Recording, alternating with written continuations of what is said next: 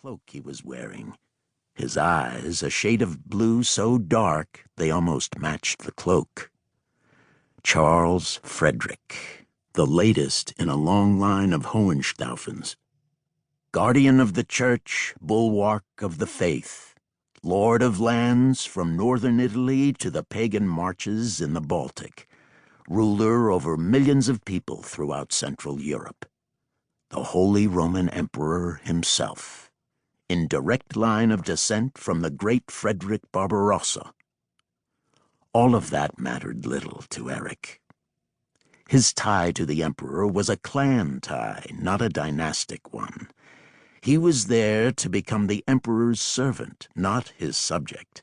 So Eric simply bowed to the old man rather than kneeling, and spoke no words of fealty, simply the old oath, Lingu Lin.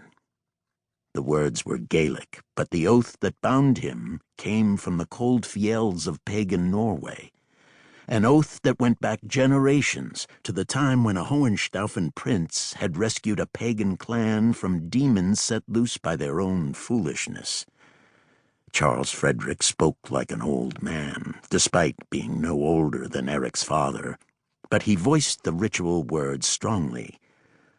From generation to generation.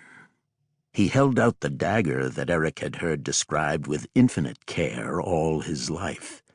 The dagger was iron, old iron, sky iron, hammered with stone in the pagan Northlands from a fallen thunderbolt.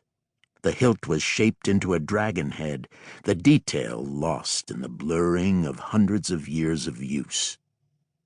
It still drew blood for the blood oath like new steel did. Blood for blood, clan for clan. Eric renewed the oath calmly. After binding their wounds himself, Charles Frederick took Eric by the elbow and led him across to a window. The window was a mere arrow slit, testimony to the palace's ancient origins. Against modern cannon, such fortifications were almost useless, but there was a certain undeniable massive dignity to the huge edifice. There they stood, silent for some time, looking out at the scattered shawl of lights which was the great sleeping city of Mainz. Eric was quite sure that those lights represented more people than lived in all Iceland. Their lives, and those of many more, rested in the hands of the old man standing next to him. The Emperor seemed to have read his thoughts. "It is a great load at times," he said softly.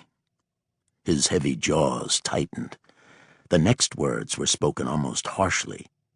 "I have called for the clan, Harold, because my heirs have need. My son is very sickly. I do not expect my only surviving brother to outlive me, not with his wounds, so I must take special care to watch over my two nephews, for it is quite likely that one of them will succeed to the throne after I am gone." The Emperor sighed. "Your older brother Olaf watched over my nephew Conrad for his bond time, as your father Hakon watched over me." A slight smile came to his face.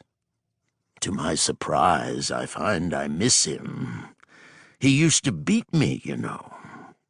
He has told me about it, Godar of the Hohenstaufen," Eric did not add, "often."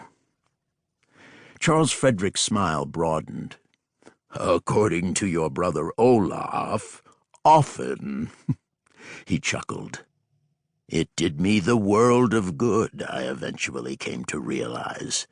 Nobody had dared punish me before that. Do you know that your family are the only people in the world who don't call me Emperor or Your Imperial Highness? I think it is why we trust you.